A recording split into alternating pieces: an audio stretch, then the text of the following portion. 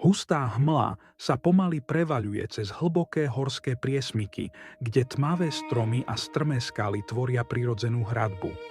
Presne takto vyzerala divoká a nehostinná hranica medzi územím Kisúc a rozsiahlým živieckým panstvom od dávneho príchodu prvých pastierských osadníkov. Toto drsné pohraničné územie bolo vždy mimoriadne horúcou pôdou plnou neustáleho a nebezpečného napätia. Mocné feudálne panstvá z oboch strán hranice prejavovali o tieto strategické horské lokality neustále zvýšený záujem, čo prinášalo do chladných údolí všade prítomný nepokoj. K tomuto nepokoju však výraznou mierou prispieval aj samotný neskrotný a divoký temperament miestneho valašského obyvateľstva. Títo drsní horskí pastieri v plášťoch sa totiž v temných miestnych horách začali čoraz častejšie pohybovať ťažko ozbrojení. Miestni Valasi dokázali tvrdo pracovať a vedeli byť poslušnými sluhami, no v určitých vyhrotených situáciách sa menili na veľmi nepríjemných protivníkov. Ich dokonalá znalosť terénu z nich robila obávaných zbojníkov, pred ktorými si nemohol byť istý žiaden kupec ani pánsky úradník s peniazmi. Ocitáme sa v mimoriadne zložitej dobe 17. storočia, ktorým otriasali krvavé stavovské povstania. Obyčajní ľudia strádali a v takomto všade prítomnom napätí nebolo zbojnícke správanie ozbrojeného ľudu vôbec ničím výnimočným. Zbrane sa pre mnohých často stávali jediným nástrojom obživy. V prachu týchto historických udalostí sa zrodilo obrovské množstvo zbojníckych príbehov. Zvesti o nočných prepadoch a stratenom zlate sa šírili od dediny k dedine, no väčšinu z nich navždy a neúprosne odvial plynúci čas do zabudnutia. Neostali po nich takmer žiadne priame stopy. Prenesieme sa v čase do roku 1624. Vtedy v hlbokých lesoch pohraničia operovala mimoriadne veľká, údajne až 25-členná organizovaná skupina zbojníkov. Títo ozbrojení muži, ktorí naháňali strach pocestným, pochádzali z rozličného prostredia a mali veľmi pestrý pôvod. Popri predpokladaných a zväčša domácich otrhaných Valachoch, ktorí pochádzali priamo zo živieckej strany nepokojnej hranice, sa v tejto temnej skupine nachádzali pri ohni aj ďalší muži. Boli tam aj viacerí Slováci s puškami, ktorých neskôr, spútaných v ťažkých okovách, pri svojej útrpnej výpovedi priamo pred súdom spomenul iný zajatý zbojník menom Ján Cebula. Jeho vynútené slová tak navždy odhalili skutočné tváre tejto obávanej horskej bandy. Vďaka jeho svedectvu odhalenému neskôr v Žalároch dnes vieme, že v tejto zmiešanej zbojníckej skupine mali byť zo Slovenska viacerí konkrétni muži. Patril sem napríklad Martin Hehlo pochádzajúci z Oravy, zbojník menom Mikluš priamo z Turca a tiež istý Ján Ugierek pochádzajúci z Kisúc. Tou úplne najzásadnejšou informáciou z celého tohto väzenského výsluchu je však odhalený fakt o ich samotnom hlavnom vodcovi. Celej tejto veľkej a ozbrojenej skupine horských kriminálnikov mal totiž v tom nebezpečnom čase šéfovať istý kapitán menom Juraj Drahors, muž pochádzajúci priamo z Čadce. Okrem ďalších členov z oblasti Živiecka a susedného Tešínska sa v lese ukrývali aj iní zbojníci. Pri niektorých týchto mužoch so zbraňami v rukách však zostáva ich presný domáci pôvod navždy nejasný a zahalený tajomstvom. História si ich skutočné mená ani rodiská jednoducho nezapamätala. Spravodlivosť s mečmi v rukách nakoniec dobehla aj túto horskú bandu a väčšina týchto zbojníkov bola pri raziách postupne zajatá. Stalo sa tak úspešne aj na základe svedectva spomínaného zlomeného muža Jána Cebulu. Ťažké železné okovy spútali ich kedysi voľné ruky a skončili v tmavých Žalároch. Napriek tomuto masívnemu zatýkaniu sa podarilo uniknúť a utiec do lesa jednému dôležitému členovi tejto rozbitej bandy. Týmto odhodlaným mužom, ktorý utiekol späť do hôr plných tieňov, bol zbojník nesúci meno Sebastián Bury, pôvodne pochádzajúci z obce Rajče. Jeho útek znamenal len začiatok ďalšej dlhej kapitoly.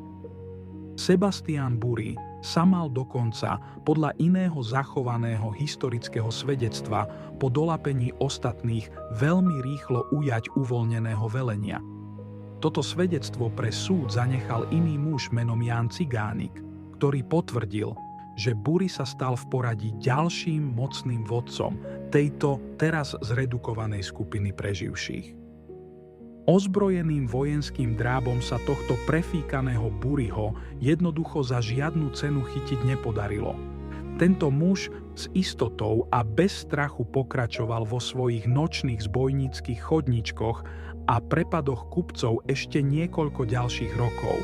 Horské cesty tak pre pocestných naďalej predstavovali obrovské riziko a nebezpečenstvo. Historické záznamy nás vracajú ešte do roku 1624, keď sa koncom mesiaca máj išiel prejsť jeden mešťan zo Živca do neďalekého lesa. Vôbec netušil, že tam medzi starými stromami údajne narazí priamo na hľadaného zbojníka Buryho aj s dvoma jeho ozbrojenými kumpánmi. Tento náhodný stret sa zmenil na krutú tragédiu, pretože prekvapený mešťan týchto zbojníkov na vlastné oči spoznal. Chladnokrvný Bury si okamžite uvedomil riziko odhalenia a tohto muža údajne násilím odviedol hlbšie do lesa k potoku Havraní, kde ho v tichosti zabil a navždy ho tak umlčal. Od tohto tragického roku sa muž s menom Sebastián Bury naďalej potuloval s veľkou obratnosťou v hustom pohraničnom pásme plnom skál. Jeho znalosť horského terénu bola výborná a vďaka nej so svojou družinou naďalej páchal ďalšie a ďalšie nemilosrdné zbojstvá a lúpeže na vozoch so zlatom. Jeho ozbrojená skupina celkom bez pochyby operovala na viacerých územiach, a to vrátane samotnej Kisuckej, či dokonca susednej oravskej strany hôr. Tento taktický fakt sa dá ľahko odvodiť už len z toho, že sprievodcu horskými priesmykmi mu preukázateľne robil nejaký muž menom Ďurdy Maďar, čo jasne naznačuje jeho domáci slovenský pôvod. V jeho temnej a ozbrojenej družine tak celkom bez pochyby naďalej verne slúžilo a so zbraňou v ruke bojovalo viacero ďalších odhodlaných a silných Kisučanov. Táto organizovaná a drsná zbojnícka družina už postupom utekajúceho času nadobudla takú obrovskú silu a bola natoľko drzo sebavedomá, že v hlbokých lesoch údajne úplne hrdo nosila a viala na studenom vetre svoju vlastnú a veľkú poznávaciu zástavu. Aj keď to možno znie neuveriteľne, vo všade prítomnom chaose a potokoch krvi vtedajšej zničujúcej 30-ročnej vojny to asi ani nebolo vôbec nič až také výnimočné a prekvapivé. Karta sa však začala pomaly obracať až v roku 1630, keď sa kompetentné vládne úrady rozhodli definitívne vojensky zasiahnuť. Iniciatívu do vlastných rúk prevzal vtedajší prísny richtár mesta Živec Krištof Čarnecký, ktorý sa rozhodol rázne zakročiť voči tejto bande a zjednať v dôležitých priesmykoch poriadok. Osudný vojenský okamih v kalendári nastal až niekedy koncom teplého mesiaca máj. Buryho družina vtedy údajne dorazila hlboko z lesov, pravdepodobne hneď po nejakých svojich ďalších nočných lúpežných akciách priamo do obce Milovka. Ozbrojení muži zúfalo hľadali v dedine nejaké miesto na oddych a spánok. V tejto malej drevenej dedine sa ich družina z taktických dôvodov rozdelila na dve úplne samostatné časti. Jedna časť zbojníkov si ľahla k spánku v dome urolníka menom Šimon Ščotka. Tá druhá časť celej tejto skupiny išla potichu za jedlom a pitím priamo do miestneho Zimanovho hostinca. Správa o ich prítomnosti v neďalekej obci sa však prekvapivo rýchlo doniesla priamo do mesta Živec. Keď to vrchnosť zistila, odrazu z mesta rázne vyslali na prašné cesty smerom do Milovky obrovskú armádu 150 ozbrojených chlapov a vojakov aby sa s touto nočnou zbojníckou skupinou definitívne vysporiadali. Títo odhodlaní vojaci s puškami úplne nepozorované a v tichosti obkľúčili celý drevený dom roľníka Šimona Ščotku. Presne na tomto mieste bol totiž podľa prísnych informátorov osobne prítomný aj samotný zbojnícky vodca Buri. Všetky únikové cesty z budovy boli vojakmi absolútne uzavreté. Jeden drobný zbojník zvaný Čížik si však v tej chvíli na dvore všimol blížiace sa nebezpečenstvo. V panike sa schoval tejto malej armáde priamo pod drevenou vaňou a následne utiekol tmou k druhej skupine v Zajmanovom hostinci. Týchto mužov včas varoval a všetci spoločne ušli do hôr. Takéto obrovské šťastie však v tú osudnú chvíľu rozhodne nemal samotný zbojnícky kapitán Buri. On, spoločne v tme s ďalšími svojimi najbližšími kumpánmi, zostal pevne a beznádejne obklúčený vojakmi vo vnútri Ščotkovho domu. Každému chlapovi za oknom bolo jasné, že toto je koniec ich cesty. Zúfalí zbojníci sa veľmi rýchlo opevnili v priľahlej starej drevenej kôlni. Z tohto úkrytu začali zo zbraní zúrivo strieľať priamo po postupujúcich živieckých ozbrojencoch. Vzduch sa naplnil dymom z pušného prachu, no keďže vojenská presila vonku bola obrovská, zbojníci nemali vôbec žiadnu reálnu šancu na útek. Vojenská armáda vonku siahla po krajnom ohnivom riešení a kôlňu nekompromisne zo všetkých strán zapálila. Chceli tak hustým dymom a plameňmi donútiť ukrytých zbojníkov z nej konečne výjsť von na svetlo. To sa aj stalo a takmer všetci chlapi, vrátane samotného Buriho, vyšli von, kde boli následne zajatí.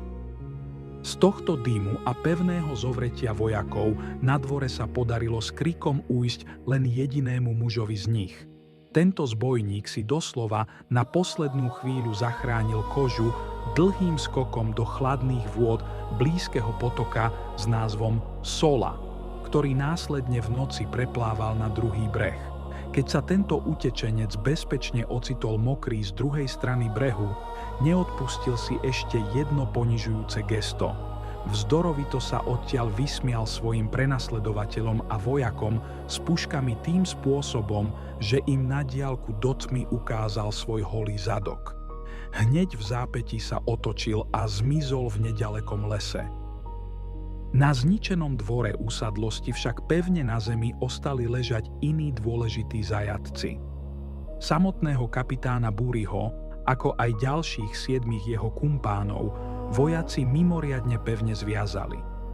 Takto spútaných ich následne pod prísnou strážou odviedli preč z dediny priamo pred spravodlivosť do mesta Živec. Historickou zaujímavosťou z tohto obdobia zostáva samotný prevoz týchto nebezpečných mužov k súdu. Prevážali ich pre istotu zviazaných na plti po prúde rieky, pretože stráže sa panicky báli prepadu. Mali obavy, že by sa zvyšok skupiny mohol pokúsiť na nich zaútočiť a svojho vodcu ozbrojene oslobodiť. Hneď ako väzni dorazili do mesta a zatvorili sa za nimi vráta, spravodlivosť nabrala veľmi rýchly spád. Tam s nimi prebehol rýchly súd bez akýchkoľvek dlhých prieťahov, kde boli bez akejkoľvek milosti všetci títo zviazaní muži okamžite odsúdení na tú úplne najvyššiu možnú cenu, na istú smrť. Tieto vynesené tresty boli úmyselne naplánované odstrašujúcim spôsobom. 7 spútaní zbojníci boli odsúdení na strašnú smrť rozštvrtením. Ich vodca a kapitán Sebastian Buri dostal za svoje krvavé zločiny trest v podobe bolestivého zavesenia priamo na železný hák. Prišiel deň popravy a kamenné námestie sa okamžite zaplnilo davom. Nasledujúca obrovská tvrdosť Buriho sa pri poprave stala pre ľudí legendárnou. Keď ho totiž kat zaživa napichol na železný hák, znášal bolesť a kričiacemu davu pod sebou údajne posmešne nahlas zakričal jedinú vetu Vio Buri do góry. To by sa dalo do dnešného jazyka celkom voľne preložiť ako No tak Buri, poď hore. Ani tá najostrejšia trhavá bolesť ho totiž nedokázala na Háku prinútiť prosiť o milosť pred zrakom prísnych sudcov. A to zďaleka nebolo všetko, čo tento muž nad davom urobil. Visiac na zakrvavenom Háku, údajne prizerajúc sa krutému sekaniu a štvrteniu tiel svojich vlastných spoločníkov z lesa, na námestí ešte nahlas zakričal. Hlasom mieriac priamo na dole stojaceho kata zvolal: "Teraz si nasekal mäso, tak si ho zjedz." Táto jeho neskutočná drzosť v bolestiach už bola na prítomnú vrchnosť a sudcov príliš silná káva. Za toto neustále opovrhovanie nielen smrťou, ale aj samotným súdom bolo okamžite v hneve nariadené Katovi, aby tohto muža tam hore definitívne umlčal. Tým najrýchlejším spôsobom malo byť to, že ho zastrelí. Poslušný Kat tento prísny rozkaz okamžite vykonal, namieril zbraň hore a vystrelil. Hlasná ozvena tohto výstrelu sa odrazila od domov a na námestí sa definitívne skončil príbeh ďalšieho z mnohých zbojníkov, ktorí dlho a so zbraňami operovali v živiecko-kisuckom pohraničí. Presne takto detailne tieto krvavé okolnosti jeho popravy v textoch popisuje už spomínaný kronikár Kamoniecky. Avšak z neskoršieho obdobia alebo priamo zo šepkaného ľudového ústneho podania sa vraj k tomuto jedinému okamihu smrti dodnes traduje ešte jedna mimoriadne zaujímavá historická informácia. Podľa tejto inej a rovnako drsnej horskej legendy, ktorú si ľudia šírili ústnym podaním, sa vraj prekvapený Kat pred samotným zastrelením mal visiaceho Buriho opýtať na jeho úplne posledné želanie. Pričom tento odhodlaný muž mu mal údajne nahlas povedať: "Prial by som si, aby ste všetci páni, sudcovia, vojaci, darebáci, kati a všetci blázni padli za obeť zbojníkom." Svoju úplne poslednú vzdorovitú vetu v živote a posolstvo pre vrchnosť mal následne na námestí pred hlavňou pušky mimoriadne hrdo zakončiť slovami: "A ešte keby ste mi všetci poboskali zadok, a to rýchlo." Až potom zaznel smrteľný výstrel, ktorý ukončil jeho éru.